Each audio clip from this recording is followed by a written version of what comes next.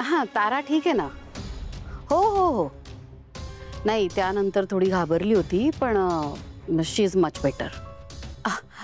अहो नाही नाही, पुन्हा असं कधी होणार नाही. अहो त्या दिवशी तो टेक्निकल इश्यू झाला आणि त्यामुळे ताराला शॉक लागला. त्यानंतर ती बिचारी घाबरली. त्यात ताराचा काहीच दोष नव्हता. तुम्ही पुढचे इव्हेंट नका कॅन्सल करू प्लीज. थँक्यू थँक्यू आम्हाला समजून घेतल्यासाठी. पुढच्या कुठल्याच कार्यक्रमात असं काही होणार नाही याची खात्री मी तुम्हाला देते. धन्यवाद.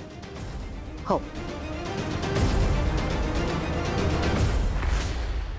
या नालायक सावलीमुळे माझी एवढी नालस्ती होतीये. काय समजते काय ही स्वतःला? ते काय नाही.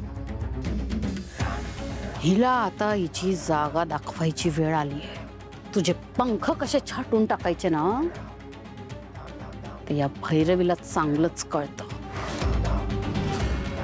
खायला अन्न नव्हतं या भिकारड्यांना तेव्हा मी पोसलंय यांना.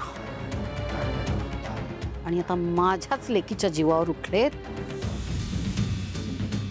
तुला असं सोडणार नाही मी सावली. तुझा काहीतरी बंदोबस्त केलाच पाहिजे.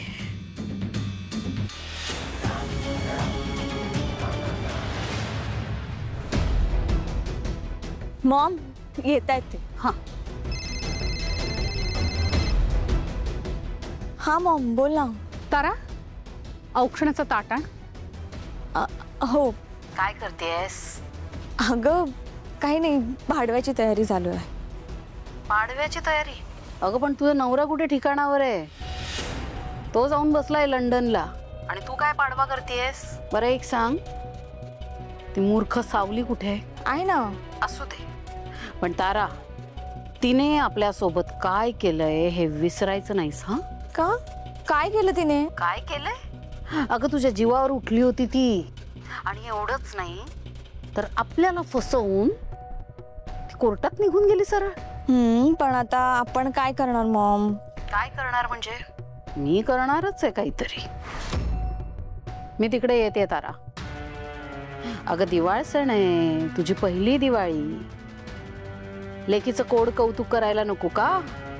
मॉम जरा हे एक मिनिट.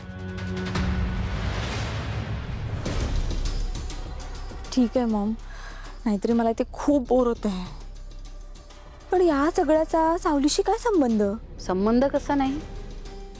तिचे आई बाबा गेले तीर्थयात्रेला आणि आता ही संधी मला दवडायची नाहीये.